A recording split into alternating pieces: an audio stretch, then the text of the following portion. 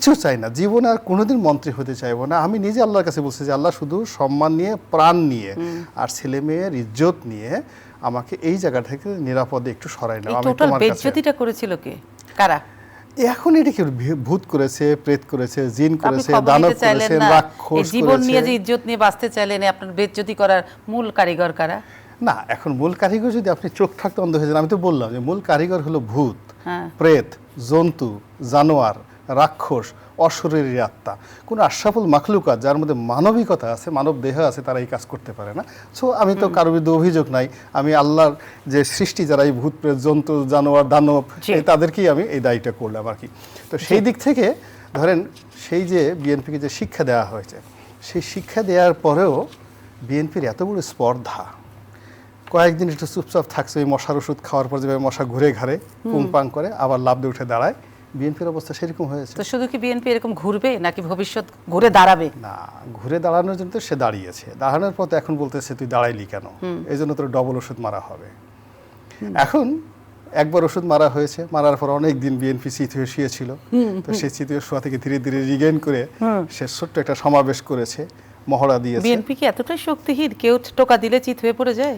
এতে টোকা দেয় নাই তো, ধাক্কা দিল, ফেলে দিল, আপনি ঘুরে দাঁড়াবে না কেন? আপনার ভাষাটা ব্যবহার করেন। ওবায়দুল কাদের সাহেব কি ভাষা বলেছেন? হ্যাঁ, ডাবল শিক্ষা, ডাবল শব্দটা আছে। এখন আগে হলো সিঙ্গেল শিক্ষা দিয়েছেন, সিঙ্গেল শিক্ষা দিয়েছেন, তার সেই শিক্ষা বলতে আনলিমিটেড শব্দ। শিক্ষা বলতে পেদানি, শিক্ষা বলতে বাড়ি, শিক্ষা বলতে আরো অনেক কিছু হতে পারে। তো সেই সব শিক্ষা দেওয়ার পরে বিএনপি বেঁচে আছে।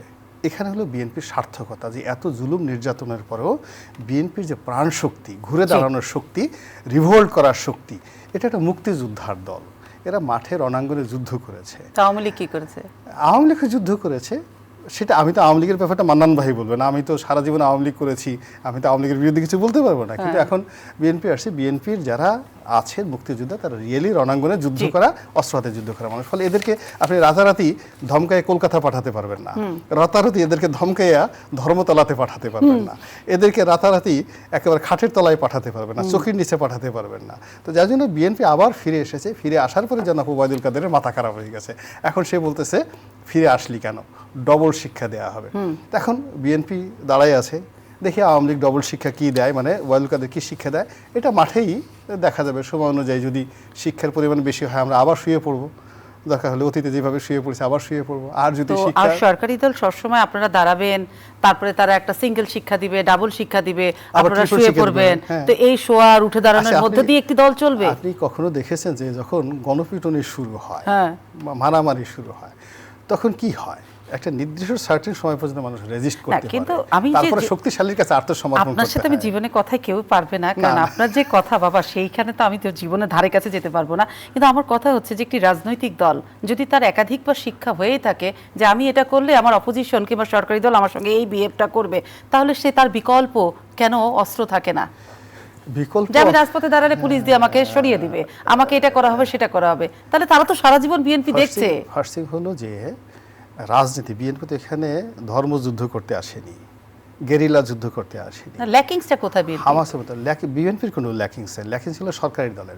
বিএনপির মতো রাজনীতি করে যাচ্ছে, আর সরকারি দল এই বিএনপিকে দাবড়ানোর জন্য, দমন করার জন্য, শিক্ষা দেওয়ার জন্য প্রতি মুহূর্তে তাকে সিদ্ধান্ত পরিবর্তন করতে হচ্ছে। তাহলে জনগণের সঙ্গে আসলে কারা আছে? বিএনপির সঙ্গে জনগণ আছে না সরকারি দলের সাথে? সবার সঙ্গে জনগণ আছে। এটা মানে আমি যদি খালি বিএনপির সাথে বলি, not like that.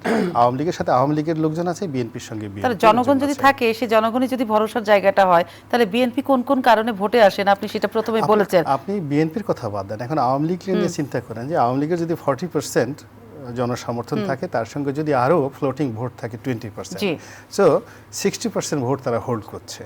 Floating vote 20% আর আওয়ামী লীগ এবং তাদের সহযোগী যারা আছেন 60%।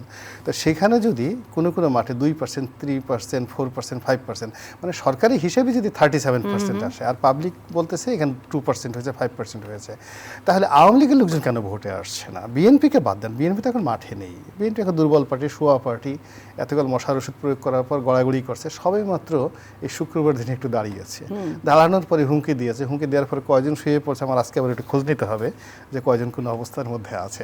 তো তো সেখানে বিএনপিকে নিয়ে আলোচনা করা মানে আপনাদের দুর্বলতা। বেটার টক মান্নান ভাই, তাদের এখন শক্তি আছে, না, সামর্থ্য আছে। বিএনপিকে নিয়ে তো আলোচনা করতেই হবে, কারণ ওনাদের সকাল থেকে রাত সবই তো বিএনপি নিয়ে। তা আমরা বিএনপিকে আমরা তো বাদ কিছু দিয়ে করছি না, আমরা সকাল বিকেল দোয়া করছি হ্যাঁ। আল্লাহ মান্নান ভাইকে 100 বছর আয়ু দান করুক, তিনি আরো সুন্দর বড় মন্ত্রণালয় পান, তার ভিতরে আরো লাবণ্য আসুক, লালিত্য আসুক, এই দোয়া আমরা করতেছি। সব